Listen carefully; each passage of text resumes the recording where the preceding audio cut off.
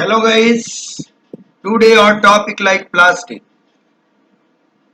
Plastic are slightly differ from chloroplast.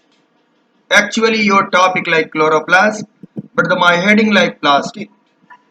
के plastid मेरा heading है, लेकिन इसमें हम लोग विस्तार पूर्वक क्लोरोप्लास्ट के बारे में पढ़ेंगे, क्योंकि प्लास्टिड और क्लोरोप्लास्ट में काफी थोड़ा अंतर है। कहता है कि क्लोरोप्लास्ट भी एक प्लास्टिड है, बल्कि क्लोरोप्लास्ट के अलावा और भी प्लास्टिड है, जैसे ल्यूकोप्लास्ट, क्रोमोप्लास्ट। ओके, तो आइए हम लोग प्लास्टिड पर बात करें। सबसे पहले आपकी एनसीईआरटी का टेक्स्ट क्या कहता है प्लास्टिड के बारे में, ये समझिए। Plastid are found in all plant cell and in euglenoid. समझ गए? These are easily observed under the microscope as they are large. ये लार्ज ऑर्गेनेला है, माइटोकॉन्ड्रिया के जैसा यह डबल मेम्ब्रेनस है, और यह जो प्लास्टिड है प्लांट सेल और यूग्लिनोइड प्रोटिस्ट के अंदर आते हैं। क्लियर? इनमें ये पाए जाते हैं, ये एनिमल सेल और फंगल सेल में नहीं पाए जाते। यहां तक कि प्रोकैरियोटिक सेल में भी फोटोसिंथेसिस के लिए फोटोसिंथेटिक लैमेली पाए जाते हैं, जिन्हें आप क्रोमेटोफोर कहते हैं, उन्हें प्लास्टिड नहीं कहते हैं। ये प्लास्टिड मुख्यतः 3 तरह के होते हैं। कौन कौन, ये देखें। They bear some specific pigments, thus imparting a specific color to the plants. इनमें पिगमेंट्स अलग अलग होते हैं, इसलिए पौधों को अलग अलग कलर प्रदान करते हैं। Based on their type of pigment, plastid can be classified. Pigments के आधार पर प्लास्टिड को आप क्लासिफाइड कर सकते हैं। कितने भाग में? 3 भाग में। पहला क्लोरोप्लास्ट, दूसरा क्रोमोप्लास्ट, तीसरा ल्यूकोप्लास्ट। तो प्लास्टिड कितने तरह के हुए? 3 तरह के। पहला क्रोमोप्लास्ट, पहला क्लोरोप्लास्ट, दूसरा क्रोमोप्लास्ट, तीसरा ल्यूकोप्लास्ट। कितने तरह के हुए? 3 तरह का। पहला क्लोरोप्लास्ट, दूसरा क्रोमोप्लास्ट, तीसरा ल्यूकोप्लास्ट। देखिए यहां इसे क्लोरोप्लास्ट हमने दिखाया है, यह क्रोमोप्लास्ट और ल्यूकोप्लास्ट। ये ल्यूकोप्लास्ट कैसा है? कलरलेस है, जबकि ये क्लोरोप्लास्ट ग्रीनिश है और रेदर देन ग्रीनिश क्रोमोप्लास्ट। आइए विस्तार से इनके बारे में जानें। The different type of the plastid are frequently classified according to the kind of pigment they contain. Chloroplast, plastid which contain chlorophyll, take part in photosynthesis and also called green plastid. Clear हो रहा है कि chloroplast वो है जिसमें क्या है? ऐसा प्लास्टिड जिसके अंदर क्लोरोफिल हो और वो फोटोसिंथेसिस में भाग ले, उसे हम क्लोरोप्लास्ट कहते हैं। क्रोमोप्लास्ट, प्लास्टिड विच लैक क्लोरोफिल, जिसमें क्लोरोफिल नहीं हो लेकिन कंटेन कैरोटीनॉइड, क्लोरोफिल के अलावा दूसरे पिगमेंट कैरोटीनॉइड उसके अंदर हो। हमेशा बात को ध्यान रखना है। They are responsible for yellow, orange, red colour of some flower and fruit. Red chilli आपने देखा होगा, टमाटर देखा होगा, कुछ पौधों के पत्तों को लाल रंग का देखा होगा, इत्यादि। तो फ्लावर एंड फ्रूट को जो डिफरेंट ग्रीन के अलावा जो दूसरे कलर होते हैं, due to the chromoplast. Although their precise function in cell metabolism is not clear, इसकी फंक्शन पूर्ण रूप से हमें मालूम नहीं है। Leucoplast, plastid which are not pigmented plastid, which store a variety of energy source. ये स्टोर करता है, मटेरियल को स्टोर करता है। तो ये ल्यूकोप्लास्ट मटेरियल के स्टोर, किस प्रकार के मटेरियल को स्टोर करेगा उसके अनुसार इसका नाम होता है। जैसे प्रोटीन स्टोर किया प्रोटियोप्लास्ट, कार्बोहाइड्रेट स्टोर किया एमाइलोप्लास्ट, लिपिड ऑयल स्टोर किया elaioplast. Variety of energy source in non-photosynthetic tissue, amyloplast and elioplast are example of leucoplast that store starch and lipid. Amyloplast क्या करेगा? स्टार्च को स्टोर करेगा। Amyloplast क्या करेगा? Starch को store करेगा।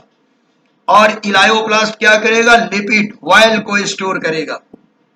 Proteoplast sometime called proteoplast, aleuroplast and aleuronoplast, तीनों नाम एक ही हैं। Proteoplast, aleuroplast and aleuronoplast are specialized organelles found only in plant cell. ये प्रोटीन को, they contain crystalline bodies of protein and can be the site of enzyme activity involving those protein. Tannosome are another kind of leucoplast for synthesizing and producing tannin and polyphenols. Clear हुआ?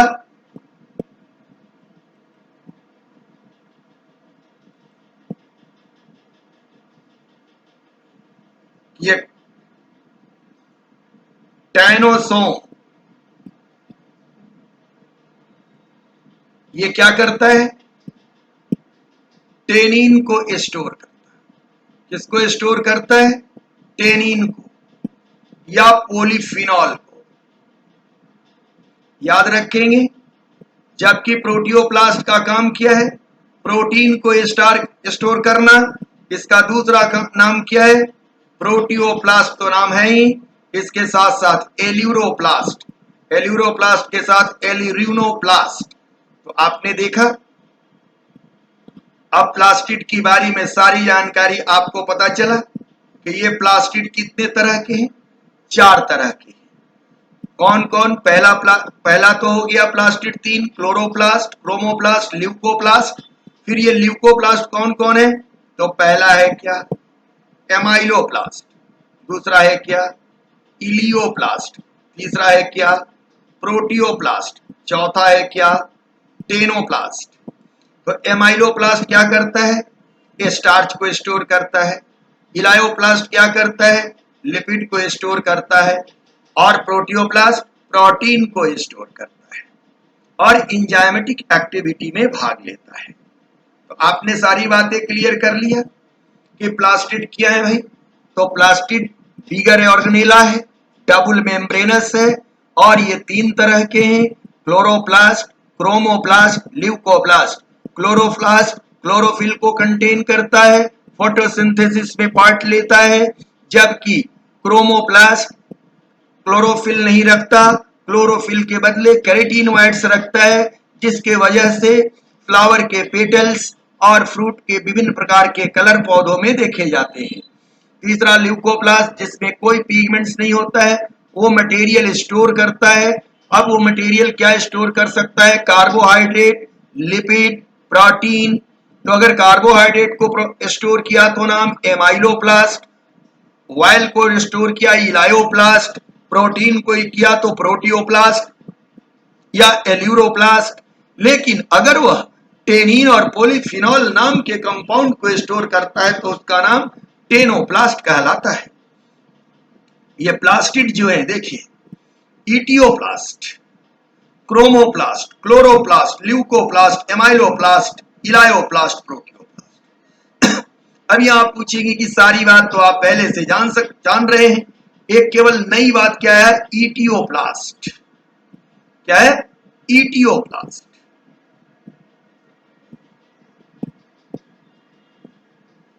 ये देखिए,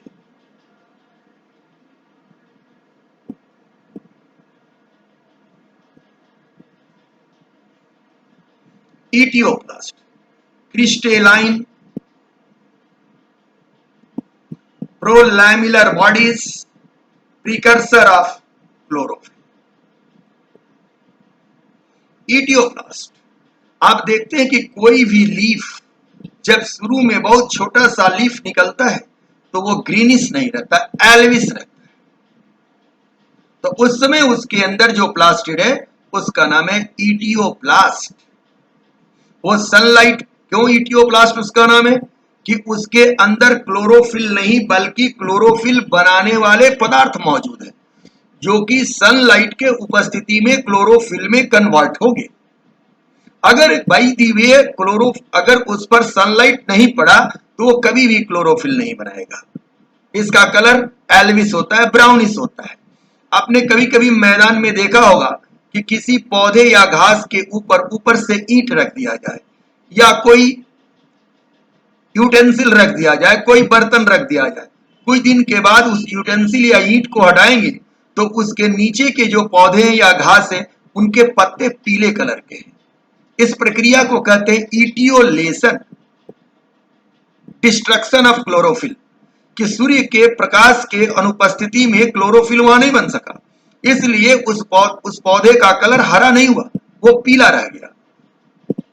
यानी कि प्रारंभ में etioplast बनता है और ये इटियोप्लास्ट ही प्रिकर्सर है chromoplast, chloroplast, leucoplast, amyloplast, elaioplast and proteoplast. कि प्लास्टिड के प्रिकर्सर को हम लोग क्या कहते हैं? इटियोप्लास्ट। फिर देखिए अब यहां ये जनरल कंसिडरेशन कि प्लास्टिड, ये प्लास्टिड कितने तरह के हैं? दो तरह के, क्रोमोप्लास्ट और ल्यूकोप्लास्ट। सिंपल है, क्रोमोप्लास्ट कौन है? कलरफुल। कलरफुल को क्या कहे? क्रोमोप्लास्ट। अब ये क्रोमोप्लास्ट कलरफुल है तो एक हो गया क्या? क्लोरोप्लास्ट, जिसे ग्रीन होगा आपने। अब ये दूसरा क्या आ रहा है? रोडोप्लास्ट। ये रेड एल्गी, कहां पाया जाता है? रेड एल्गी में पाया जाता है। ये है फियोप्लास्ट, ये कहां पाया जाता है? ब्राउन एल्गी में पाया जाता है। तो प्लास्टिड, नॉर्मल सेंस में प्लास्टिड कितने तरह के हुए? क्रोमोप्लास्ट और ल्यूकोप्लास्ट। क्रोमोप्लास्ट कौन है? Colourless, sorry colourful, sorry. और ल्यूकोप्लास्ट कौन है? कलरलेस। अब जो क्रोमोप्लास्ट है वो तीन तरह के हो गए, क्लोरोप्लास्ट, रोडोप्लास्ट, फियोप्लास्ट। तो क्लोरोप्लास्ट ग्रीन कलर के हो गए, रोडोप्लास्ट रेड कलर के हुए, फियोप्लास्ट ब्राउन कलर के हुए। ये तीनों कहां पाए जाते हैं? ग्रीन एल्गी में पाए जाते हैं। इसी आधार पर एल्गी को तीन भाग में बांटा जाता है, green algae, red algae, brown algae, जो आप आगे पढ़ेंगे या पढ़े होंगे 10th में। अब ल्यूकोप्लास्ट तो एमाइलोप्लास्ट, इलायोप्लास्ट और प्रोटियोप्लास्ट, ये तीन तरह के। तो आपने इस प्रकार ये समझा कि अलग अलग वैज्ञानिकों का क्या मत है प्लास्टिड के बारे में, तो हर लोगों ने किस तरह से बांटा है और हर तीनों तरह से बांटने की प्रक्रियाएं हमने आपको दिखाई, ताकि आपको कोई भी साइड बुक पढ़ने पर कोई कंफ्यूजन नहीं हो। मैं विषय वस्तु को जब आपके सामने रखता हूं तो उसको मुझे बहुत ही डिटेल करने की आवश्यकता नहीं है। मैं मिनिमम से मिनिमम टेक्स्ट लेके चलता हूं, लेकिन किसी भी टेक्स्ट की रिक्वायरमेंट है कि कितनी बात आपको बतानी है। आप पीछे के वीडियो देख रहे हैं, पढ़ रहे हैं, उसमें जैसा कि हमने सुना कि प्लाज्मा मेम्ब्रेन, एंडोप्लाज्मिक रेटिकुलम में आप कह रहे हैं कि बहुत विस्तार है। विस्तार नहीं है, वहां की बातें। एक बात बोलो कि आज अगर कोई बात मैं तुम्हें समझा रहा हूं या पढ़ा रहा हूं, कल उस परिदृश्य में कोई नई बात आएगी तो तुम हमसे पूछ सकते हो कि सर ये कैसे हुआ, तो मैं तुम्हें बताऊंगा कि मैंने फला जगह इस बात को डिस्क्राइब किया है, उसके डिस्क्रिप्शन को देखो। क्लियर? यहां भी आप ये नहीं समझेंगे कि मैंने कोई विस्तार किया है। आपको ये तीन तरह के वैज्ञानिकों के मत को हमने यहां रखा है, जिसमें सिंपलेस्ट वन ये है। ये सिंपल है कि प्लास्टिड दो तरह के। अब यहां से ये बातें आपकी, अब इसमें नई बात आपको आ गई, रोडोप्लास्ट और फियोप्लास्ट। इसमें नई बात आ गई, इटियोप्लास्ट। पीछे वाले में नई बात आ गई, टेनोप्लास्ट। तो ये थोड़ी थोड़ी नई नई बातें आपको जानते रहनी है।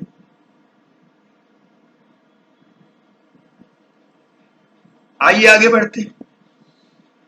द वर्ड क्लोरोप्लास्ट, अब क्लोरोप्लास्ट पर बात करते हैं। The word Chloroplast is derived from Greek word chloros, meaning green, and plast, meaning the one who form folded structure. The chloroplast are cellular organelles of green plant and some eukaryotic organism like euglenoids. These organelles conduct photosynthesis. They absorb sunlight and convert into sugar molecule and also produce free energy stored in the form of ATP and NADPH through photosynthesis. Chloroplasts are unique organelles and are said to be have originated as endosymbiotic bacteria. पहले भी हमने आपसे बोला है, mitochondria के भी case में कहा है, यहां भी कह रहा हूं, जिस प्रकार माइटोकॉन्ड्रिया को हमने बताया था कि कल का बैक्टीरिया आज का माइटोकॉन्ड्रिया कहलाता है, उसी प्रकार कल का बैक्टीरिया आज का क्लोरोप्लास्ट कहलाता है। और इसी यह क्लोरोप्लास्ट और माइटोकॉन्ड्रिया के नेचर जो है वो बैक्टीरिया से मिलते जुलते हैं, तो ऐसा माना जाता है कि इवोल्यूशन के दरमियान ये बैक्टीरिया सिम्बायोसिस करके यूकैरियोटिक सेल के साथ अपना जीवन यापन करने लगे, जिसे हम लोग सेल ऑर्गेनेला कहते हैं। और इस तरह के सिद्धांत को इंडोसिम्बायोटिक हाइपोथेसिस कहते हैं, जिसकी चर्चा हमने पीछे किया है। उसी की थोड़ी सी लाइन यहां दे रहा हूं। The chloroplasts are unique organelles and are said to be have originated as symbiotic bacteria. Originated as symbiotic bacteria.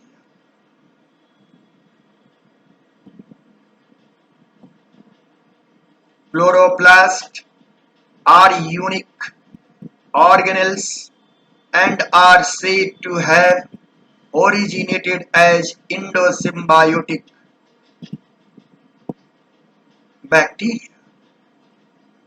अब आए फिगर में देखिए, ये क्या, ये एक बैक्टीरिया का फिगर हमने दिखाया है, और इसी बैक्टीरिया से मैं क्या दिखा रहा हूं कि माइटोकॉन्ड्रिया,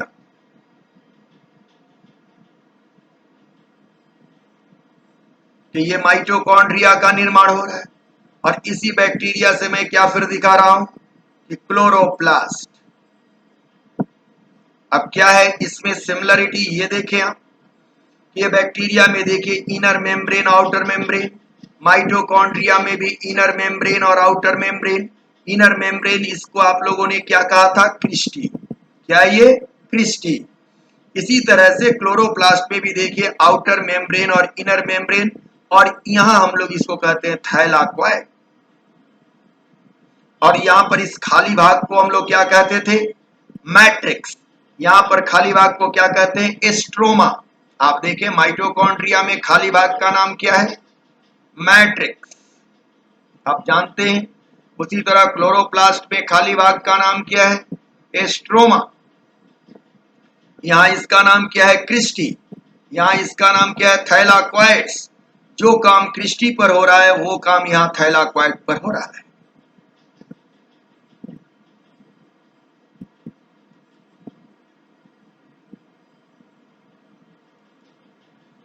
अब आप देखिए ये क्लोरोप्लास्ट की संरचना, इसमें दोनों के मेम्ब्रेन दिख रहे हैं, आउटर मेम्ब्रेन और इनर मेम्ब्रेन।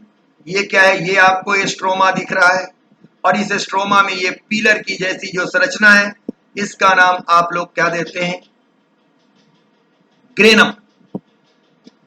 क्या नाम देते हैं, ग्रेनम। तो ये ग्रेनम पिलर के जैसा है। अब इस ग्रेनम में क्या है, ये देखिए एक, ये तो ग्रेनम बना हुआ है, इसमें 1 2 3 क्वाइन जैसी संरचनाएं हैं, इसका नाम है थैलाक्वाइड, जिसका क्रॉस सेक्शन काटा गया है। और दो ग्रेनम को जोड़ने वाली ये संरचना जो है, इसको हम लोग क्या कहते हैं, एस्ट्रोमा लैमिली। क्या बोलते हैं, एस्ट्रोमा लैमिली। तो दो ग्रेनम जैसी संरचनाओं को जोड़ने वाले संरचना का नाम एस्ट्रोमा लैमिली। एक ग्रेनम किस चीज से बना है, थैलाक्वाइड से, जिसमें बहुत सारे थैलाक्वाइड्स है। और ये क्लोरोप्लास्ट क्या है, डबल मेम्ब्रेनस है, और इसकी ओरिजिन कैसी है, तो प्रोकैरियोटिक ओरिजिन है। इसी बात को दर्शाने के लिए यहां हमने इसका फोटो का यूज किया था। आइए आगे बढ़ते हैं। The chloroplast contain chlorophyll. and carotenoid pigment which are responsible for trapping of energy essential for photosynthesis. आपने जाना कि क्लोरोप्लास्ट क्यों इंपॉर्टेंट है, तो फॉर फोटोसिंथेसिस। क्लोरोप्लास्ट का काम क्या है, फोटोसिंथेसिस में भाग लेना। In the chromoplast fat soluble carotenoid pigment like carotene,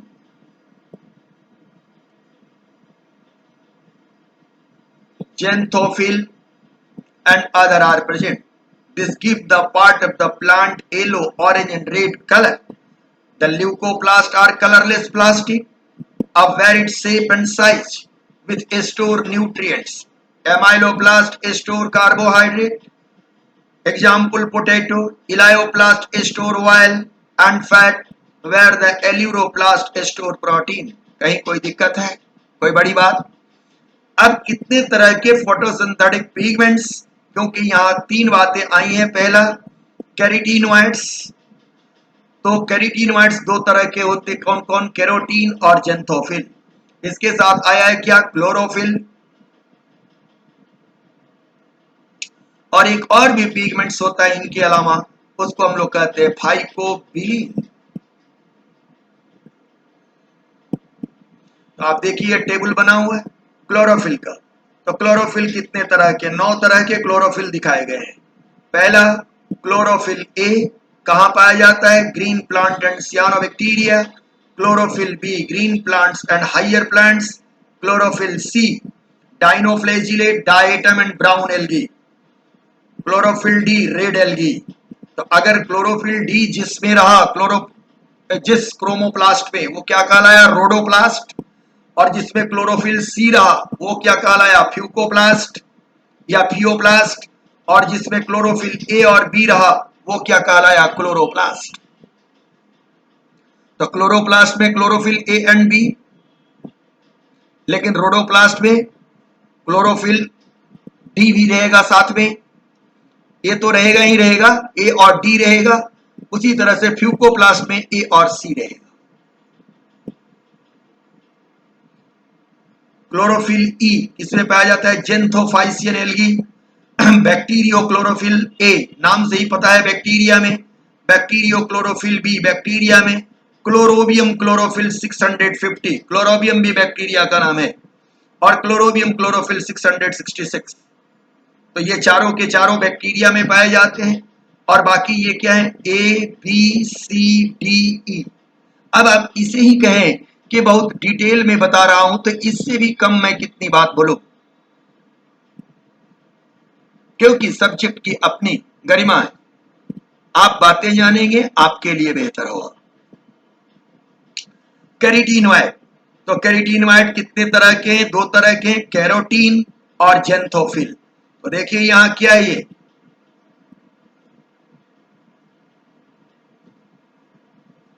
carotene, इसका एग्जाम्पल क्या है, लाइकोपीन रेड, टमाटर इसीलिए लाल होता है। xanthophyll येलो कलर का होता है, वायलोजेंथीन, फ्यूकोजेंथीन एंड ल्यूटीन। तो ये कैरोटीनॉइड हो गए। अब फाइकोबिलिन, फाइकोसियानिन सियानोबैक्टीरिया में, फाइकोइरिथ्रिन रेड एल्गी में। तो आपने जाना कि कितने तरह के पिगमेंट्स पाए जाते हैं। तो मुख्यतः आपको जानना है 3 तरह के पिगमेंट। पहला क्या है, क्लोरोफिल, दूसरा क्या है, कैरोटीनॉइड, तीसरा क्या है, फाइकोबिलिन। अब उसमें क्लोरोफिल कितने तरह के हैं, 9 तरह के हैं। Chlorophyll a, chlorophyll b, chlorophyll c, chlorophyll d, chlorophyll e. इसके अलावा bacteriochlorophyll a, bacteriochlorophyll b, और chlorobium chlorophyll 650 and chlorobium chlorophyll 666। Carotenoid already आप जान रहे हैं कि कैरोटीन और xanthophyll, जो कि आपकी एनसीईआरटी में टेक्स्ट में लिखा हुआ है, उसका केवल हमने एग्जाम्पल बढ़ाया है। और उसके बाद क्या है, फाइकोबिलिन।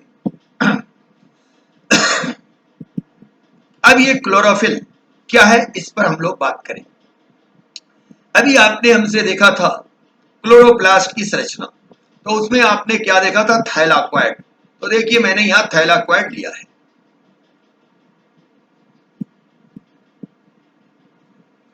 अब ये थैलाक्वाइड्स जो बने हुए, देखिए ये थैलाक्वाइड्स है। अब इसमें क्या है, इसमें भी होलो है अंदर से, तो ये क्या कहलाएगा? थैलाक्वाइडल मेम्ब्रेन। ये क्या है? Thylakoidal membrane. थैलाक्वाइड क्या है?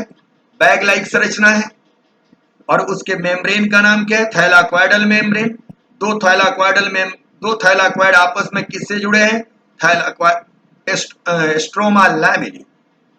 इसका नाम क्या होगा? Stroma lamellae. और इसका नाम क्या होगा? थैलाक्वाइडल मेम्ब्रेन। अब ये थैलाक्वाइडल मेम्ब्रेन अगर है तो प्लाज्मा मेम्ब्रेन की तरह इसकी संरचना होगी, लिपिड और प्रोटीन के बने होंगे। तो आइए देखिए, अब थैलाक्वाइडल मेम्ब्रेन की संरचना यहां दिखा रहे हैं। इसमें आप देख रहे हैं ये सब लिपिड लगे हुए हैं। अब लिपिड बाइलेयर लगे हुए हैं और इसके बीच में ये देखिए लिपोइड मॉलिक्यूल। क्लोरोफिल भी क्या है? लिपोइड मॉलिक्यूल है और ये लिपिड के साथ लगे हुए हैं membrane. Chlorophyll molecule embedded in protein matrix. ये चारों तरफ से प्रोटीन से घिरे हुए रहते हैं और ये देखिए ये बीच में जो यहाँ है ये प्रोटीन है, यहाँ जो है ये प्रोटीन है, ये प्रोटीन है, ये चारों ओर किनारे ये प्रोटीन लगे हुए हैं और ये क्लोरोफिल मॉलिक्यूल। अब ये क्लोरोफिल मॉलिक्यूल, तो क्लोरोफिल की संरचना पर हम लोग बात करें कि क्लोरोफिल की संरचना कैसी होती, तो आइए संरचना में देखिए। तो क्लोरोफिल की संरचना देखिए तो इसमें क्या है?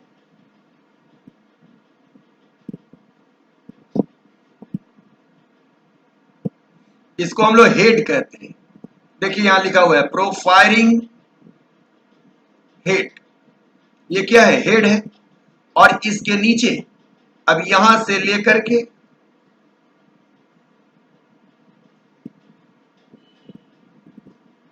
यहां तक ये क्या है? टेल है। इसको कहते हैं हम लोग हाइड्रोकार्बन टेल। तो दो बातें आपने देखा, प्रोफायरिंग हेड और हाइड्रोकार्बन टेल। और इसमें क्या आपने और तीसरी बात देखी, मैग्नीशियम आयन क्या है? सेंट्रल एटम है। क्या है? यहां मैग्नीशियम है। तो क्लोरोफिल में क्या है? मैग्नीशियम है। और इसके हेड को क्या कहते हैं? टेट्रापाइरॉल। 4 गो पाइरॉल रिंग बना हुआ है। एक रिंग, 2 रिंग, 3 रिंग और 4। और सेंटर में क्या है? मैग्नीशियम है। केमिस्ट्री में आप कोऑर्डिनेशन केमिस्ट्री जब पढ़ेंगे वहां इस तरह के चीलेट कंपाउंड की बारे में बात की जाएगी। ये चीलेटिंग कंपाउंड है। अब यहां दूसरी बात देखिए कि यहां आप ध्यान दीजिए कि यहां पर क्या है? ये CHO है, इसलिए इस स्ट्रक्चर का नाम क्लोरोफिल पी होगा। लेकिन अगर CHO हटा दें, अगर यहां पर CHE जोड़ दें, CHO के बदला अगर CH3 कर दें यहां, तो ये नाम क्या हो जाएगा? Chlorophyll A. तो क्लोरोफिल ए और बी में कितना अंतर है यह भी आप देख लें। क्या है? अगर क्लोरोफिल बी में क्या है? 2 हाइड्रोजन कम है, किससे? क्लोरोफिल ए से, और 1 ऑक्सीजन ज्यादा है। इस तरह के भी प्रश्न बार बार पूछे जाते हैं। अब आपने ये जो थैलाक्वाइड देखा था, वास्तव में अगर यहां नहीं समझ में आ रहा है, थैलाक्वाइड इंटीरियर देखिए ये क्लोरोप्लास्ट बनाया हुआ है और इसमें ये देखिए ग्रेनम है, ये सब ग्रेनम बने हुए हैं।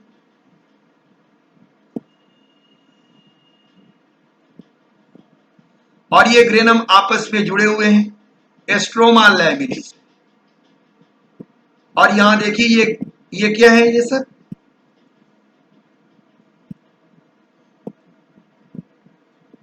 ये सब थैलाक्वाइड लगे हुए हैं। ये थैलाक्वाइड की संरचना के बारे में तो आपने ये पता कर लिया कि क्लोरोप्लास्ट में क्या होता है? थैलाक्वाइड होता है। और थैलाक्वाइड के मेम्ब्रेन में क्या होता है? क्लोरोफिल होता है। यहां एक ध्यान देने की बात है, मेम्ब्रेन इसके स्ट्रोमा लैमिनी के जो मेम्ब्रेन है, ये मेम्ब्रेन है या ये मेम्ब्रेन है, इनके मेम्ब्रेन में भी क्लोरोफिल पाया जाता है। तो मैं समझता हूं कि आपने क्लोरोफिल और क्लोरोप्लास्ट को समझा कि क्लोरोफिल क्या है और कहां पाए जाते हैं, इनकी संरचनाएं कैसी हैं। Majority of the chloroplast of the green plant are found in the mesophyll cell of leaf. कि प्लांट्स के मेजोफिल टिश्यू, और मेजोफिल टिश्यू के सेल, तो मेजोफिल कहां पाए जाते हैं? लीफ में पाए जाते हैं। और मेजोफिल, अगर लीफ के टिश्यू को मेजोफिल कहते हैं क्योंकि लीफ की क्रॉस सेक्शन करिएगा तो बाहरी टिश्यू को कहते हैं इपिडर्मिस। तो लीफ को अगर लेंगे तो ऊपर का होगा अपर इपिडर्मिस, लोअर इपिडर्मिस। तो अपर इपिडर्मिस हटा दे, लोअर इपिडर्मिस हटा दे, तो बीच के हिस्से को हम लोग कहते हैं मेजोफिल। तो मेजोफिल के सेल में ये पाए जाते हैं। मेजोफिल टिश्यू का नाम है, इसलिए उसके सेल का नाम भी मेजोफिल होगा, और मेजोफिल सेल में ये पाए जाते हैं। They are lens shaped, oval, spherical, discoid, even ribbon like organelles having variable length 5 to 10 mm, width 2 to 4 mm. Their number varies from 1 per cell of the Chlamydomonas and a green alga to 20 to 40 per cell in mesophil. तो mesophyll के cell में इसकी संख्या कितनी हो सकती है? 20 से 40। लेकिन यूनिसेलुलर ग्रीन एल्गा क्लेमाइडोमोनास में इसकी संख्या कितनी है? 1।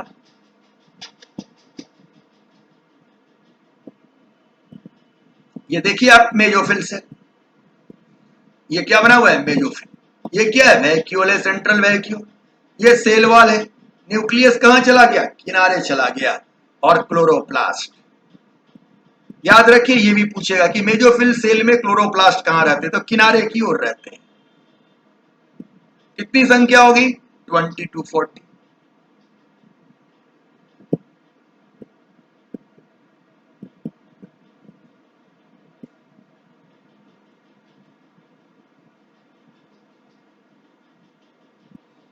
ये देखिए ये क्या है? क्लेमाइडोमोनास। अब ये क्लेमाइडोमोनास सिंगल सेल का बना हुआ ऑर्गेनिज्म है। देखिए इसका भी सेल वॉल आपको दिख रहा है, न्यूक्लियस दिख रहा है। ये क्या है? गोल्जी कॉम्प्लेक्स दिख रहा है। ये क्या है? माइटोकॉन्ड्रिया दिख रहा है। और ये देखिए कप सेपेट, क्लोरोप्लास्ट। ये कप सेपेट क्या है? क्लोरोप्लास्ट। और इसके क्लोरोप्लास्ट में स्टार्च को स्टोर करने के लिए एक अलग से संरचना बनी हुई है जिसको हम लोग कहते हैं पायरिनोइट। क्या बोलते हैं? पायरिनोइट। तो आपने ये देखा कि ये एक सेल में एक भी रह सकता है और 20 से 40 भी रह सकता है। तो ये आपने लोकेशन देखा, पोजीशन देखा, डायमेंशन देखा।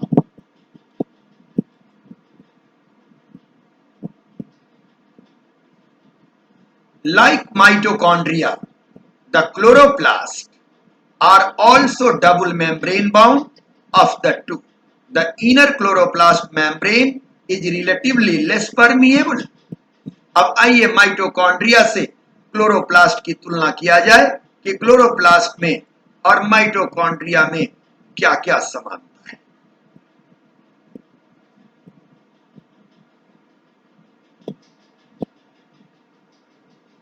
Chloroplast versus mitochondria. तो क्लोरोप्लास्ट वर्सेस माइटोकॉन्ड्रिया में आपने क्या देखा? यहां देखिए माइटोकॉन्ड्रिया को हमने बनाया और बगल में क्या है? क्लोरोप्लास्ट। तो माइटोकॉन्ड्रिया में भी इनर मेम्ब्रेन है और इनर मेम्ब्रेन है और आउटर मेम्ब्रेन है, दोनों में है। इंटर मेम्ब्रेनस स्पेस है। यहां इसके जहां जिसको मैट्रिक्स कहते हैं, माइटोकॉन्ड्रिया के खाली स्थान को क्या बोलते हैं? मैट्रिक्स। जबकि क्लोरोप्लास्ट के खाली स्थान को क्या बोलते हैं? स्ट्रोमा। अब देखिए यहां ये क्या है? थैलाक्वाइड स्पेस नाम लिखा हुआ है, थैलाक्वाइड स्पेस। लेकिन ये वास्तव में इसका दूसरा नाम क्या होता है? Stroma lamellae. दो थैलाक्वाइड के जोड़ने वाले मेम्ब्रेन का नाम स्ट्रोमा लैमिली या थैलाक्वाइड स्पेस। अब ये लाल रंग के जो दिख रहे हैं आपको, ये क्या है? डीएनए। दोनों में सर्कुलर डीएनए होते हैं, single circular double stranded DNA, जो इनका जेनेटिक मटेरियल है, जो बैक्टीरिया के जैसा होता है। दोनों में देखिए राइबोसोम पाए जाते हैं। यहां देखिए क्या है? अब ये, अब इसका नाम क्या हो गया? थैलाक्वाइड। थैलाक्वाइड और इसके मेम्ब्रेन का नाम थैलाक्वाइडल मेम्ब्रेन। तो आपने देखा कि दोनों में समानता क्या है। मोस्ट ऑफ दी समानता है। यहां पर इनर मेम्ब्रेन के फोल्डेड स्ट्रक्चर को क्रिस्टी कहा जाता है, जो कि क्लोरोप्लास्ट में क्रिस्टी नहीं पाया जाता।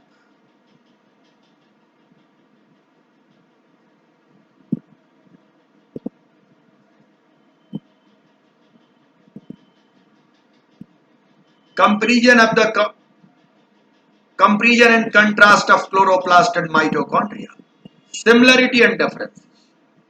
तब क्या क्या सिमिलरिटी और डिफरेंसेज है, इसको देखिए।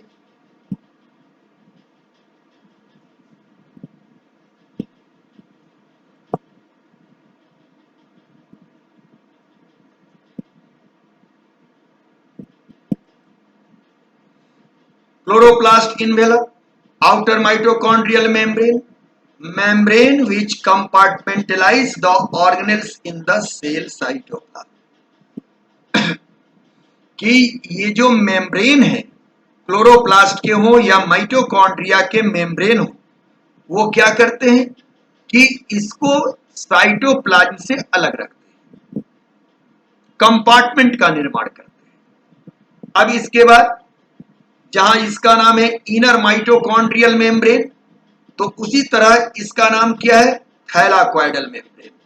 क्या नाम है, थैलाक्वाइडल मेम्ब्रेन। तो ये थैलाक्वाइडल मेम्ब्रेन हो या इनर माइटोकॉन्ड्रियल मेम्ब्रेन हो, काम क्या, membrane which carry out electron transport chain, have ATP synthases, generate ATP and make use of the chemiosmosis of proton. आपने हमसे माइटोकॉन्ड्रिया में एटीपी प्रोडक्शन देखा था, उसी प्रकार क्लोरोप्लास्ट भी एटीपी के प्रोडक्शन में भाग लेता है। अब इनवेजिनेटेड मेम्ब्रेन, जिसे आप लोग क्रिस्टी कहते हैं, और यहां स्टैक मेम्ब्रेन, जिसे ग्रेना या थैलाक्वाइडल स्टैक कहते हैं। Maximize surface area of reaction. इसी तरह से low volume inner membrane space में क्या रहता है, rapid generation of proton concentration gradient, जो एटीपी के लिए आवश्यक है। अब यहां पर खाली स्थान को क्लोरोप्लास्ट के अंदर क्या कहते हैं आप, एस्ट्रोमा, जबकि इसके अंदर क्या कहते हैं, मैट्रिक्स। देखिए ये क्या है, एस्ट्रोमा, ये क्या है, थैलाक्वाइड। तो आपने कंपेयर कर लिया कि दोनों लगभग लगभग सेम है।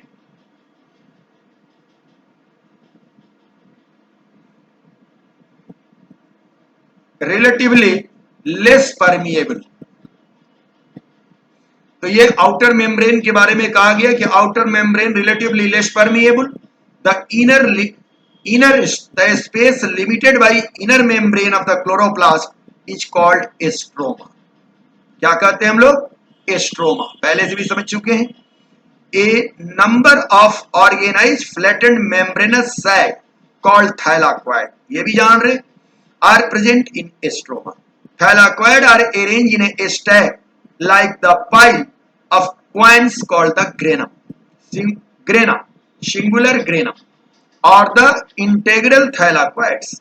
In addition, there are flat membranous tubule called the estroma lamellae, जिसकी चर्चा मैंने कई बार किया, estroma lamellae, connecting the thylakoid of the different granum, दो ग्रेनम को जोड़े, इसलिए उसका नाम क्या होगा, एस्ट्रोमा लैमेली।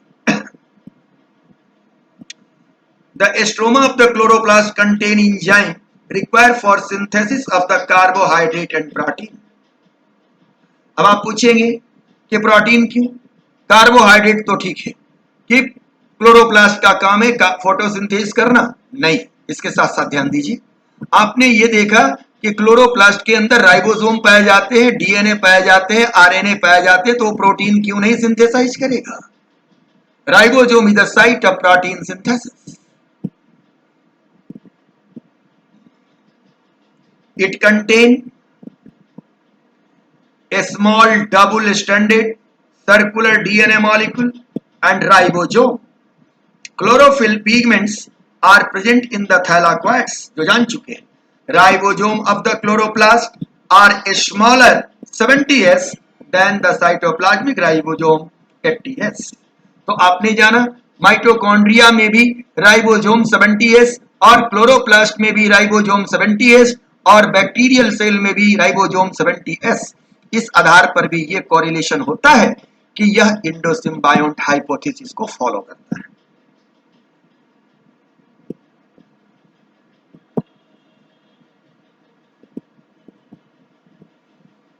अब ये देखें आप, यहां देखिए ये क्लोरोप्लास्ट की, तो इसमें हम कहा, यहां देखिए ये राइबोसोम दिख रहा है, ये थैलाक्वाइडल में ये क्या है, ये फ्लैट लैमिला शब्द निकला हुआ है, जिसको आप लोग क्या कहते हैं, ग्रेनम लैमिली, सॉरी एस्ट्रोमा लैमिली, और ये सब क्या है, पाई जैसी संरचना बनाया ग्रेनम, और इसके एक यूनिट का नाम क्या होगा, थैलाक्वाइड्स, और ये खाली स्थान क्या है, स्ट्रोमा, ये क्या है, डीएनए।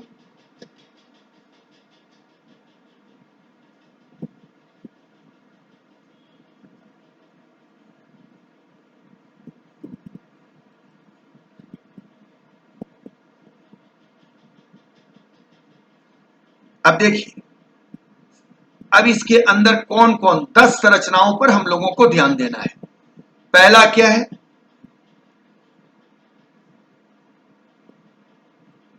ग्रेनम, आप ऑलरेडी जान रहे हैं ग्रेनम क्या है। अब इसमें दूसरा बात क्या है, क्लोरोप्लास्ट इनवेलप, तो क्लोरोप्लास्ट इनवेलप में क्या है, आउटर और इनर, और दोनों के बीच में क्या है, खाली स्पेस, उसका नाम क्या होगा, इंटरमेम्ब्रेन स्पेस। बाहर वाले का नाम होगा आउटर मेम्ब्रेन, अंदर वाला का नाम होगा इनर मेम्ब्रेन। तीसरी बात क्या है, थैला,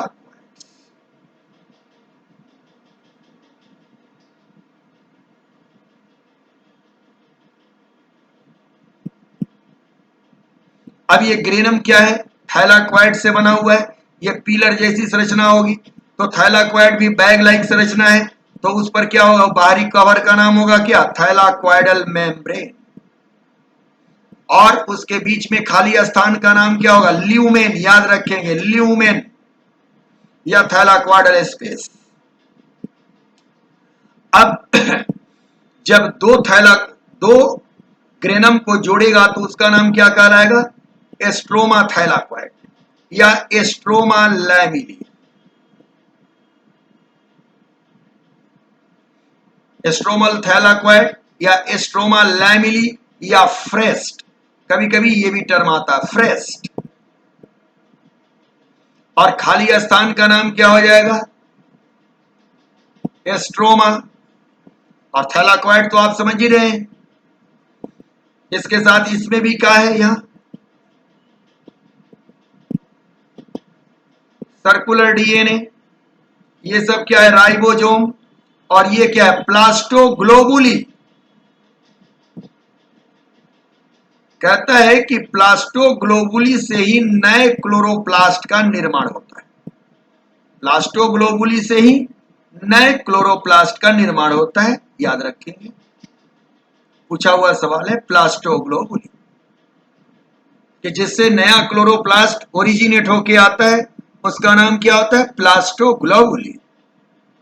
और स्टार्च ग्रेन्यूल, क्या है स्टार्च ग्रेन्यूल, तो इसी को हम लोग कहते हैं पायरिनोइड्स, क्या बोलते हैं, पायरिनोइड।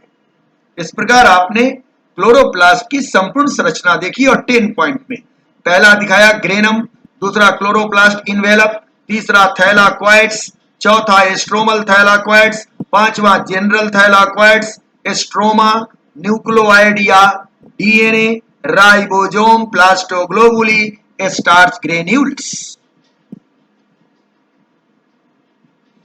अब देखिए, अब यहां डिटेल्स आपको थोड़ी बात बता रहा हूं कि ये थैलाक्वाइड, आपने ये देखा थैलाक्वाइड्स, और ये देखिए इससे निकला हुआ ये क्या है, एस्ट्रोमा लैमिली,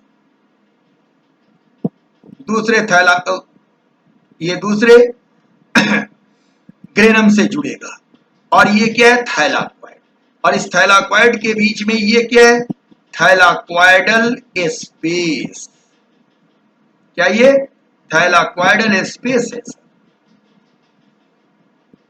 और ये क्या है, थैलाक्वाइडल मेम्ब्रेन,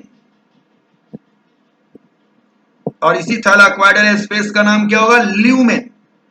और बाकी जगहों का नाम क्या होगा? एस्ट्रोमा। तो देख रहे हैं थैलाक्वाइडल मेम्ब्रेन, थैलाक्वाइडल स्पेस, एस्ट्रोमा। अब इसकी अरेंजमेंट कैसे है ये देखिए, आप देख रहे हैं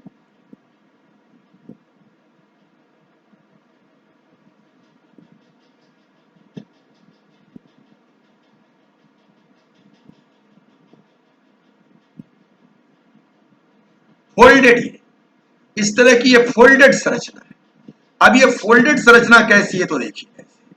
फिर यहां पर ये क्या है? एस्ट्रोमा लैमिली। ये क्या है? एस्ट्रोमा लैमिली।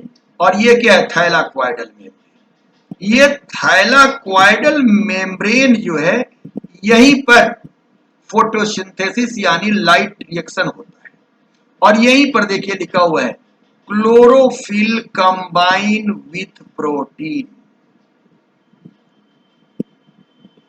जो आपने शुरू में देखा था कि यहीं पर क्लोरोफिल के मॉलिक्यूल है। तो क्लोरोफिल के मॉलिक्यूल कहां है?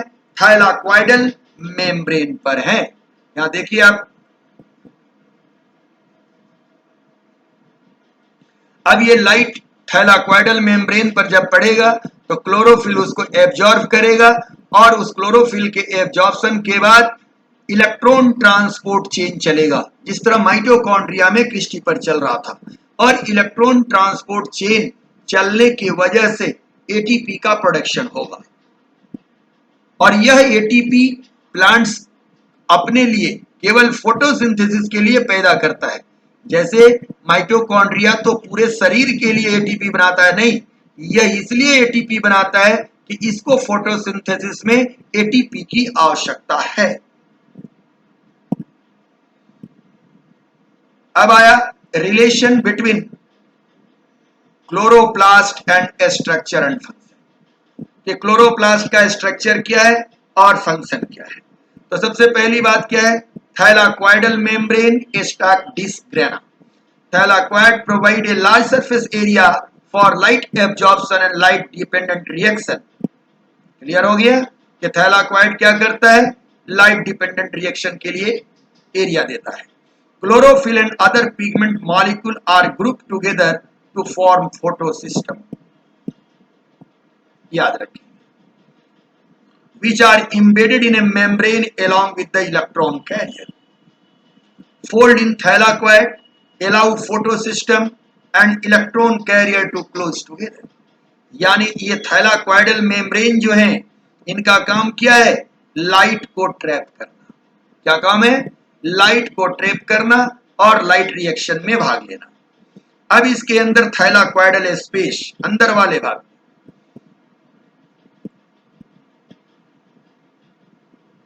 इनका काम क्या है? The space collect proton for chemiosmosis, the low volume enable the proton gradient to generate rapidly. ये प्रोटोन ग्रेडियंट को जनरेट करते हैं। आपने ऑस्मोसिस पढ़ा था, ग्रेडियंट पढ़ा था प्लाज्मा मेम्ब्रेन में, पंप पढ़ा था, तो यहां प्रोटोन पंप ये चलाते हैं। इतनी बात जानिए।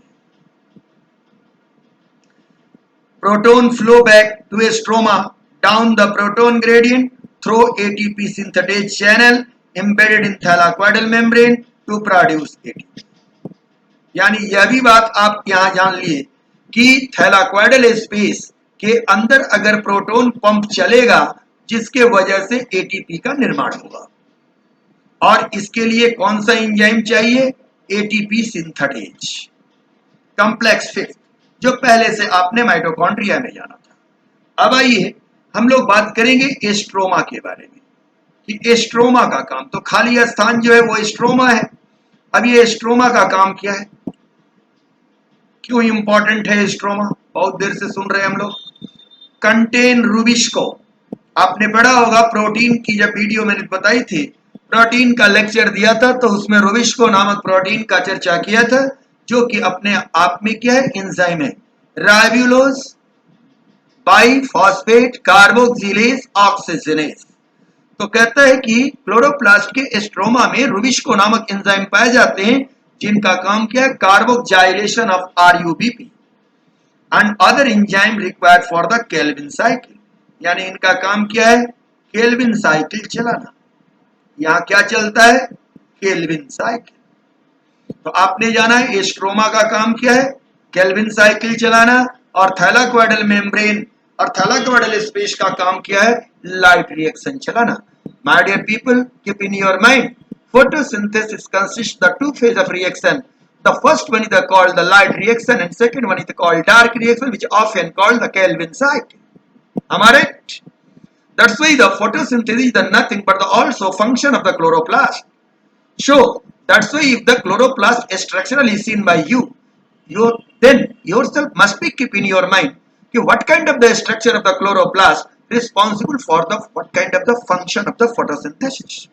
यानी मैं ये कहना चाह रहा हूं कि क्लोरोप्लास्ट की संरचनाएं अगर आप जान रहे हो तो आपको ये जानना है कि यह क्लोरोप्लास्ट की कौन सी संरचना किस प्रकार काम करती है, क्योंकि chloroplast is the site of photosynthesis.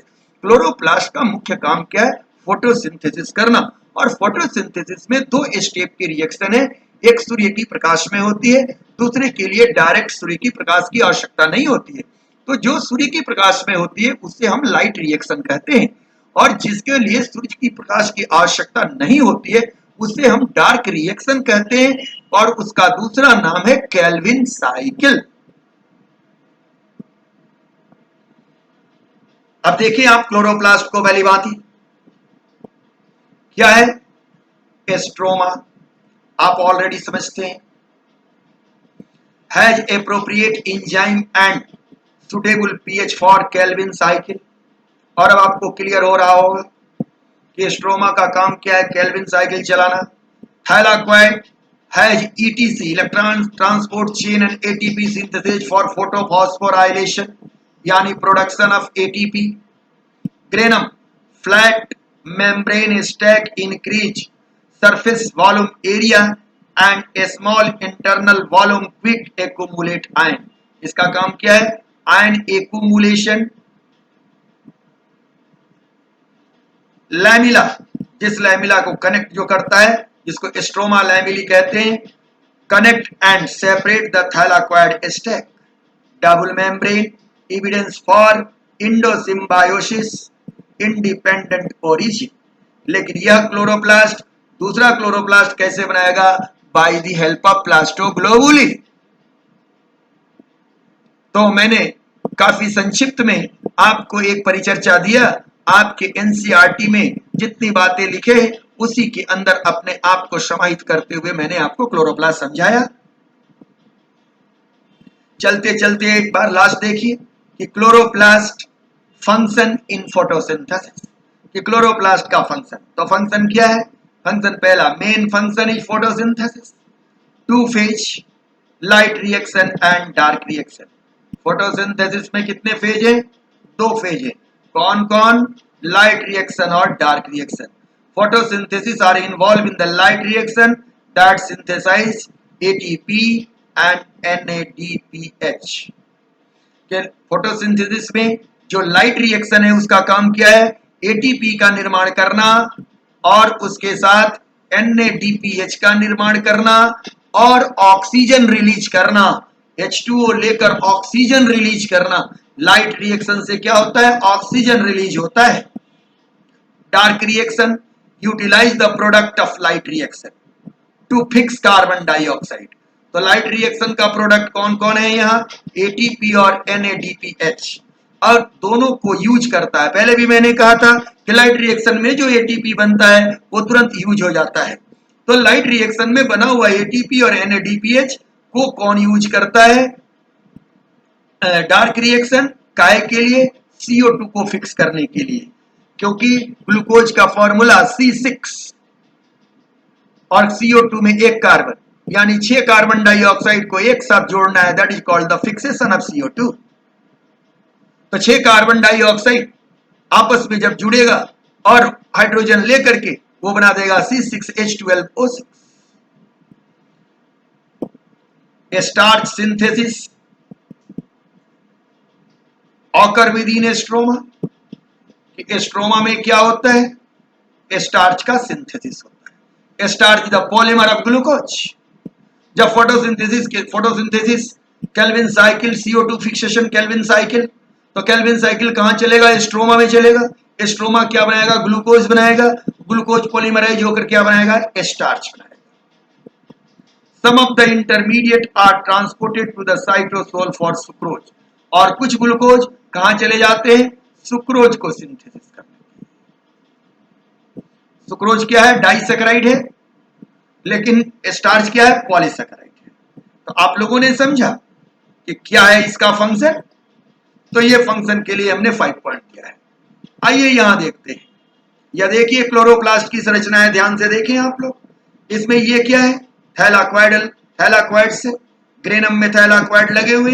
देखिए इस पर लाइट पड़ रहा है, लाइट रिएक्शन चल रहा है, वाटर ले रहा है, ऑक्सीजन दे रहा है, और साथ में एटीपी और NADPH2 का भी निर्माण हो रहा है। अब ये कहां चला जा रहा है? देखिए इसमें आ रहा है। ये क्या है? ये केल्विन साइकिल है। कहां चल रहा है? स्ट्रोमा में चल रहा है। कहां चल रहा है? स्ट्रोमा में चल रहा है। और केल्विन साइकिल के द्वारा क्या होता है? जब कार्बन डाइऑक्साइड ऊपर से लिया जा रहा है और ये एटीपी और NADPH मिलकर के कार्बन डाइऑक्साइड को किस में बदल दे रहा है? शुगर में बदल दे रहा है। किसमें बदल दिया? शुगर में बदल दिया। तो केल्विन साइकिल का काम क्या है? शुगर में बदलना। और इसका काम क्या है? ऑक्सीजन। तो 2 स्टेप रिएक्शन है कि नहीं?